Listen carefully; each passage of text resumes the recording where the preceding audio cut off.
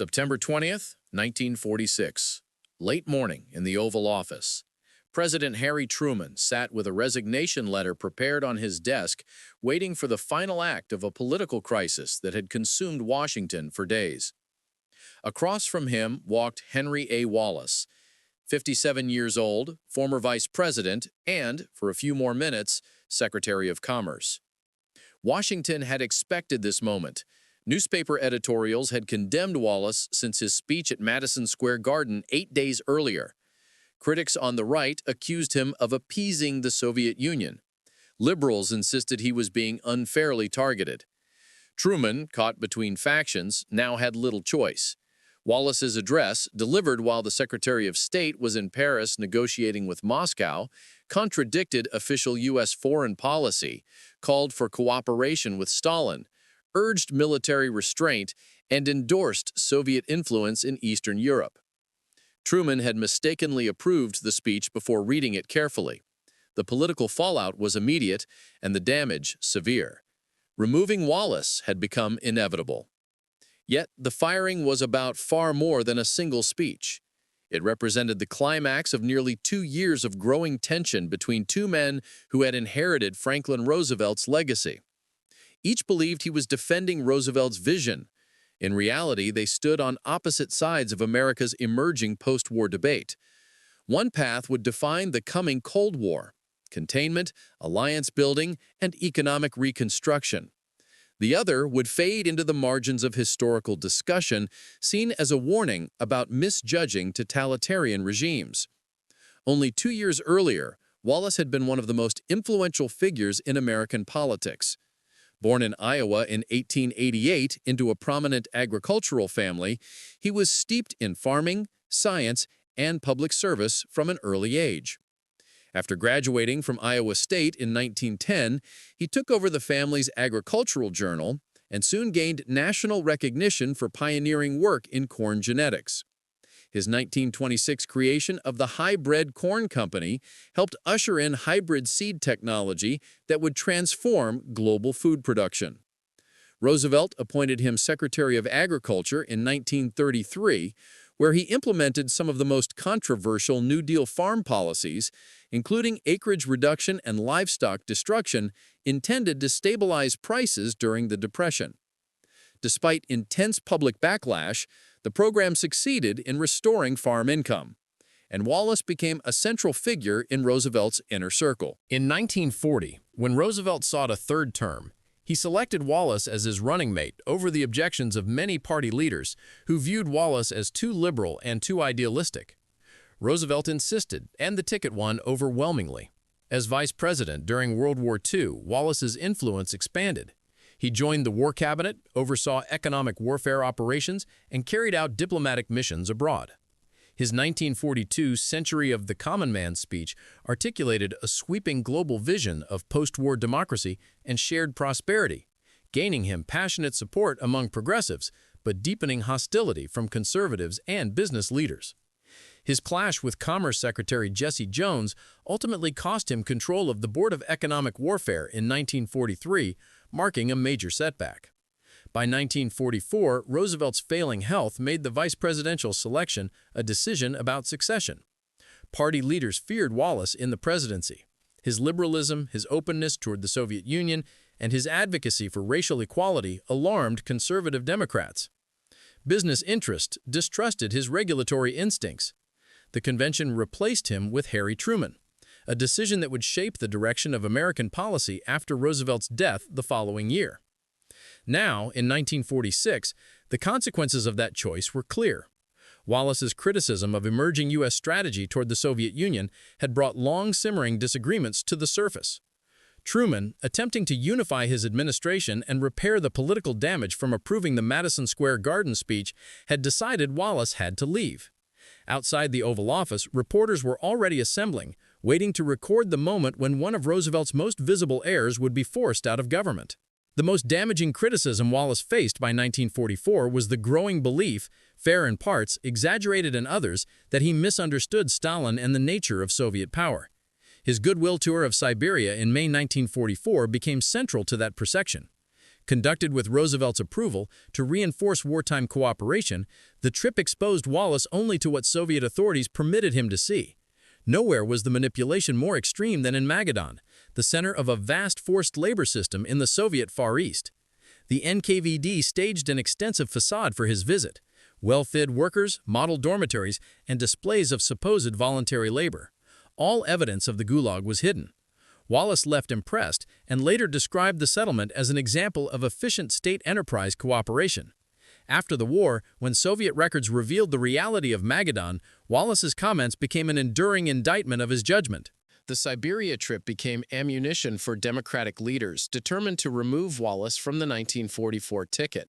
At the party convention in Chicago, a coalition of major urban machines, Southern conservatives, and business interests coordinated a campaign to block his renomination.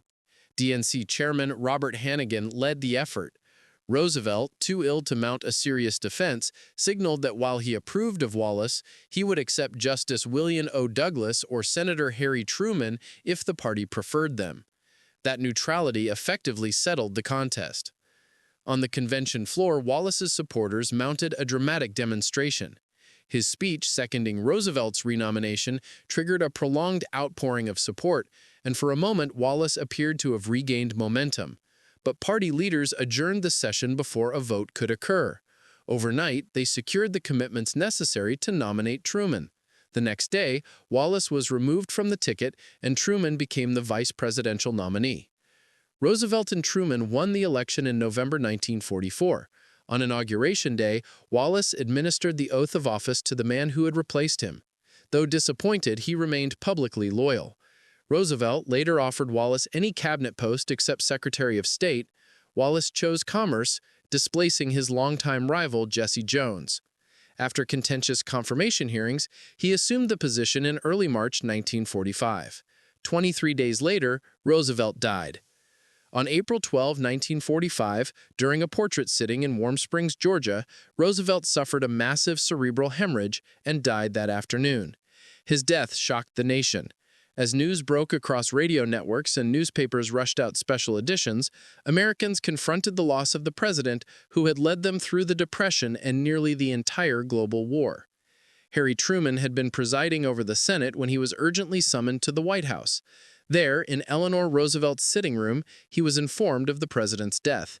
Truman had been vice president for only 82 days and had been largely excluded from Roosevelt's strategic discussions. He had received almost no briefing on military planning or post-war negotiations. Even the existence of the Manhattan Project was disclosed to him only after he assumed office. Roosevelt's death marked the beginning of a new political landscape, one in which Wallace's influence diminished rapidly as Truman and the Democratic leadership moved toward a firmer stance against Soviet expansion. Wallace's earlier misjudgments, especially the Siberia visit, would weigh heavily on perceptions of his foreign policy reliability in the years to come. Truman entered the presidency in April 1945 with almost no preparation.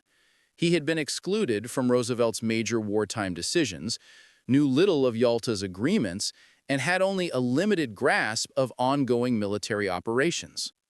When Chief Justice Harlan Stone administered the presidential oath in the cabinet room that evening, Truman understood the scale of what he had inherited. He asked the cabinet to remain in place, relying on their continuity to bridge the gap created by Roosevelt's secrecy.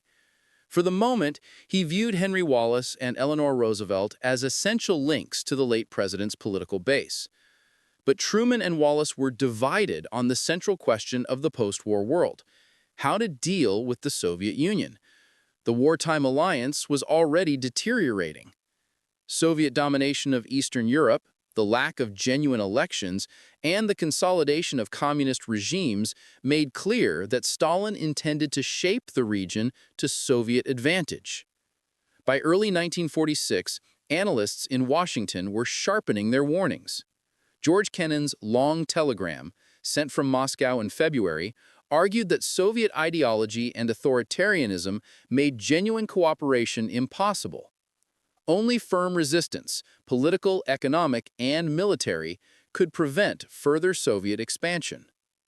Truman and Secretary of State James Burns accepted Kennan's logic. Wallace did not. He believes Soviet behavior reflected insecurity after catastrophic wartime losses. From his perspective, Stalin's actions were defensive, and the United States risked provoking a new conflict by misreading Soviet intentions. Wallace sent Truman detailed letters urging a more conciliatory approach, including recognition of Soviet influence in Eastern Europe. Truman quietly set the letters aside. While Wallace pressed for accommodation, Burns struggled in Paris, where peace negotiations with former Axis nations repeatedly stalled under Soviet obstruction. Seeking to break the impasse, Burns delivered his Stuttgart speech on September 6, 1946, announcing that the United States would support rebuilding Germany's economy and reintegrating it into Europe, directly contradicting Soviet aims. Stalin reacted with anger, and negotiations grew more contentious. At the same time, Wallace prepared to make a major public intervention of his own. Invited by left-leaning organizations to speak at a Madison Square Garden rally on September 12, he drafted a speech titled "The Way to Peace," outlining his alternative: reduced military buildup, recognition of Soviet security concerns, and acceptance of their regional influence. Wallace sent the draft to Truman on September 9th. The president, overwhelmed by a full schedule, agreed to hear only selected passages.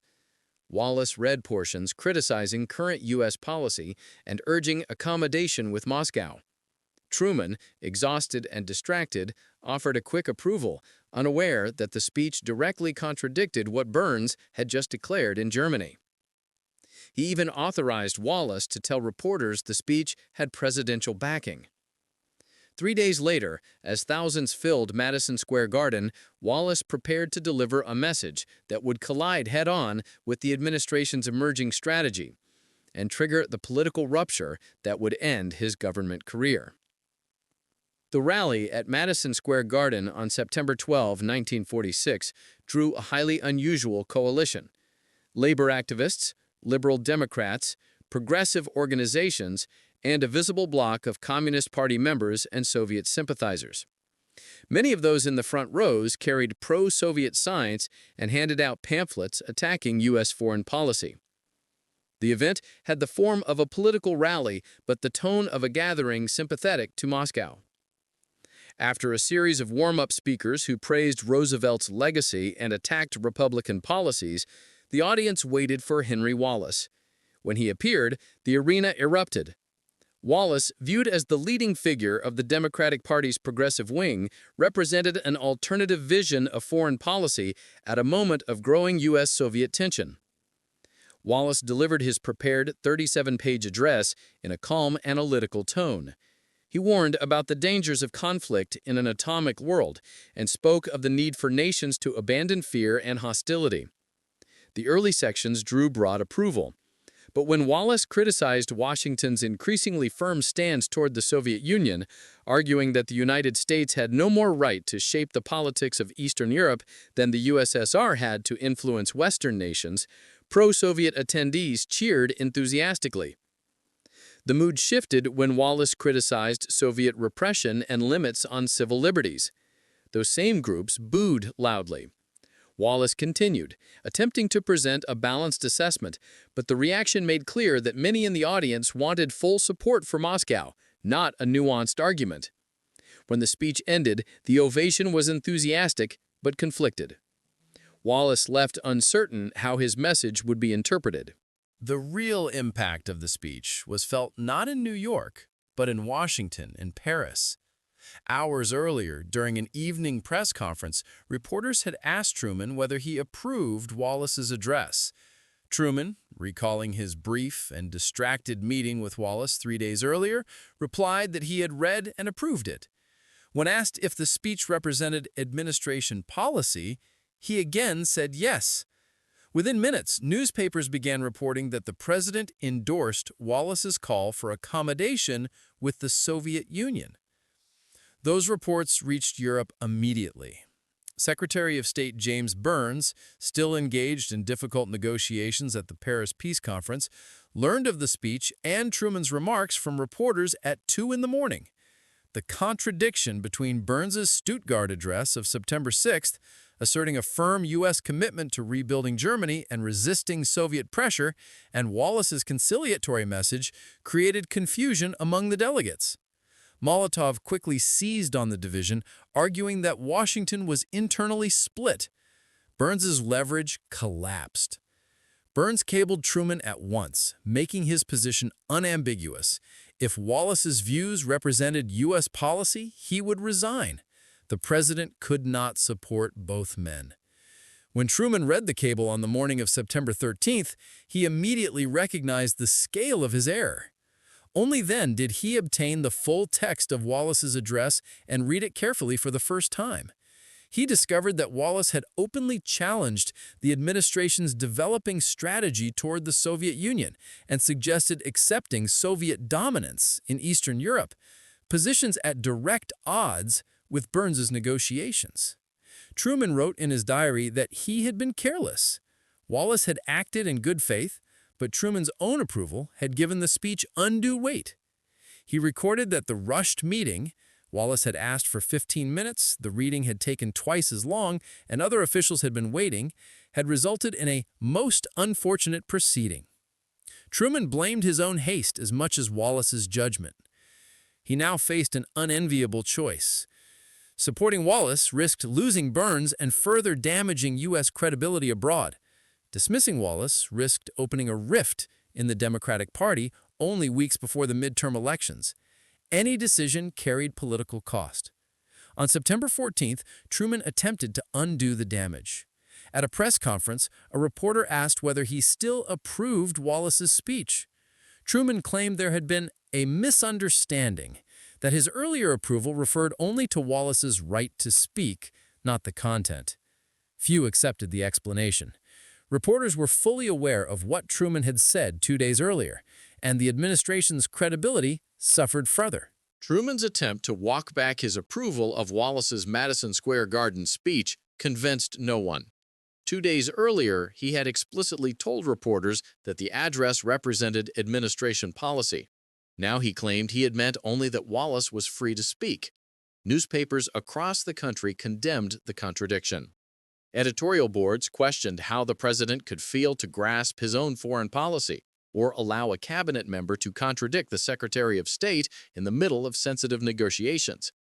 On September 15th, Secretary of State James Burns sent an even harsher cable from Paris. The confusion had stalled the peace talks. Foreign leaders no longer knew America's actual position, and Molotov was exploiting the division. Burns stated plainly that he could not continue if Wallace remained in the cabinet. Truman had to choose. Politically, the choice was disastrous either way. Burns was his chief diplomat in the face of U.S. negotiations with the Soviet Union. Wallace, however, remained a hero to labor unions and the party's liberal wing. With midterm elections 7 weeks away, firing Wallace could split the Democratic coalition. Truman tried to defuse the crisis. On September 16, he summoned Wallace and ordered him to stop commenting on foreign policy. Wallace agreed. But newspapers continued calling for his dismissal, and Burns reported that negotiations in Paris were effectively paralyzed. On September 18th, Truman met with Wallace for 2.5 hours. According to Truman's later notes, Wallace defended every element of his speech and insisted that U.S. policy toward the Soviet Union was fundamentally wronged. Wallace showed no sign of changing his views. Truman wrote that he had created the crisis by not reading the speech carefully, and that Wallace had a tendency to believe he understood every issue better than his colleagues. The next day, Truman gathered his advisors. All agreed that Wallace had to be removed. The remaining question was optics, how to minimize political fallout. Counsel Clark Clifford recommended securing Wallace's resignation and presenting the decision as mutual. On September 20th, Wallace arrived at the White House at 10:23 a.m. Truman informed him directly that he had to resign. The administration could not function with two contradictory foreign policies. Burns could not continue under these conditions. Wallace accepted the decision calmly and wrote a short resignation letter citing fundamental disagreements over U.S. policy toward the Soviet Union. At 11 a.m., the White House announced his departure. 8 days had passed since the Madison Square Garden speech. The reaction from the Democratic left was explosive. Labor leaders and progressive activists accused Truman of abandoning Roosevelt's vision. Eleanor Roosevelt was disappointed but publicly restrained, understanding the diplomatic consequences even if she sympathized with Wallace's ideals. Wallace quickly became a symbolic figure for the left. He took over as editor of the New Republic and used it to criticize the administration's emerging Cold War posture. In late 1946, he helped establish the Progressive Citizens of America, which formed the core of his third-party presidential bid in 1948. Wallace campaigned against Truman from the left, advocating cooperation with the Soviet Union and attacking U.S. military spending. The 1948 election fractured the Democratic Party. Wallace ran under the Progressive Party banner. Strom Thurmond led the Dixiecrat revolt from the segregationist wing of the party. Republican Thomas Dewey ran a cautious general election campaign and was widely expected to win. But Truman refused to concede. He traveled the country by train, attacking the Do-Nothing Congress, dismissing Wallace as dangerously naive about Stalin, and denouncing Thurmond's defense of segregation. Truman positioned himself as the sole viable centrist alternative. On election night, the results defied every prediction. Wallace won about 1.15 million votes, roughly 2.4%, and no electoral votes. Thurmond won 4 southern states. Dewey carried 189 electoral votes. Truman carried 303 and won the presidency outright. The outcome destroyed Wallace's political career. After 1948, the Progressive Party quickly unraveled as evidence of communist involvement within the organization grew undeniable. Party materials drew heavily from the Daily Worker, and Soviet sympathizers held key organizing positions. Wallace claimed he had not known the extent of communist influence. Historians still debate the degree to which he misunderstood or ignored it. By 1950, Wallace's views had shifted. The outbreak of the Korean War forced him to reconsider Soviet intentions. He publicly supported Truman's decision to defend South Korea. In 1952, he published Where I Was Wrong, admitting that he had misjudged Stalin and underestimated Soviet aggression. Berlin, Eastern Europe, and Korea convinced him that Truman's policy of containment had been necessary. The Cold War lasted nearly half a century. The Soviet Union collapsed in 1991. Containment, first articulated by George Kennan and adopted by Truman, succeeded in limiting communist expansion. Much of Eastern Europe eventually gained democratic governments. In a sense, the global improvements Wallace once hoped for emerged, but through the policies he had opposed. After leaving public life, Wallace returned to his farm in New York, focusing on agricultural research and writing. His political influence faded, but his story remained a pivotal chapter in the early Cold War struggle over America's post-war direction. Henry A. Wallace died on November 18, 1965, at age 77 in Danbury, Connecticut. His obituary highlighted his innovations in hybrid corn, his service as vice president, and his role in the New Deal. It noted his failed 1948 presidential run. It did not mention the event that had defined his national reputation after the war, his dismissal in 1946 for advocating a conciliatory approach towards Stalin. Harry Truman left office in January 1953 and returned to Independence, Missouri. He built his presidential library, wrote his memoirs, and remained involved in Democratic politics. Over the following decades, he watched as world events repeatedly validated his hardline approach to the Soviet Union. The policy of containment, adopted early in his presidency, shaped Western strategy throughout the Cold War. Truman died on December 26, 1972, at age 88. The Madison Square Garden speech remains preserved in archival collections. Historians often cite it as a case study in how foreign policy can be destabilized when a cabinet official publicly contradicts the president and Secretary of State during sensitive negotiations. Whether Wallace's views on the Soviet Union were ultimately right or wrong remains debated. What is not debated is the disastrous timing of the intervention. The Truman-Wallace divide marked a decisive shift in American liberalism. Before 1946, many liberals still believed cooperation with the Soviet Union was possible. After Wallace's dismissal, mainstream liberalism aligned firmly with containment and anti-communism. Wallace's supporters formed the nucleus of the Progressive Party, but that movement soon became marginalized. The Democratic Party's dominant liberal wing became the one that remained with Truman. Both men wanted peace and stability. Both believed they were honoring Roosevelt's legacy. They differed on how to secure those goals, Truman through strength, Wallace through accommodation. In the years that followed, Soviet actions in Eastern Europe, Berlin, and Korea demonstrated that Truman's approach reflected geopolitical reality more accurately than Wallace's hopes for mutual understanding. Yet Wallace's aspiration, a world where major powers cooperate without fear or confrontation, continues to resonate.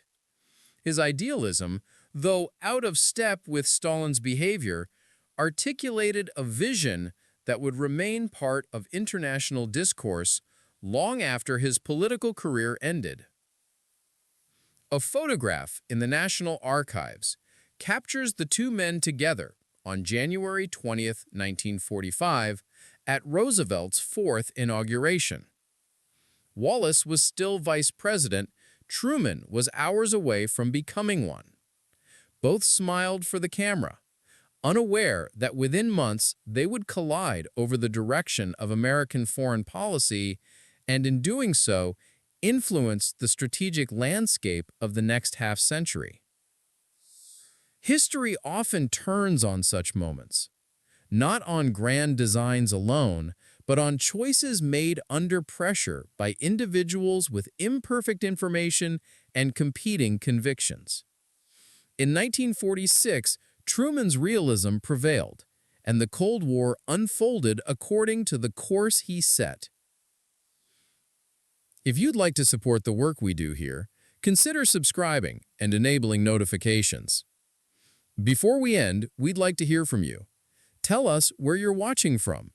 Viewers follow this channel from across the world, and each location adds to the record we preserve together.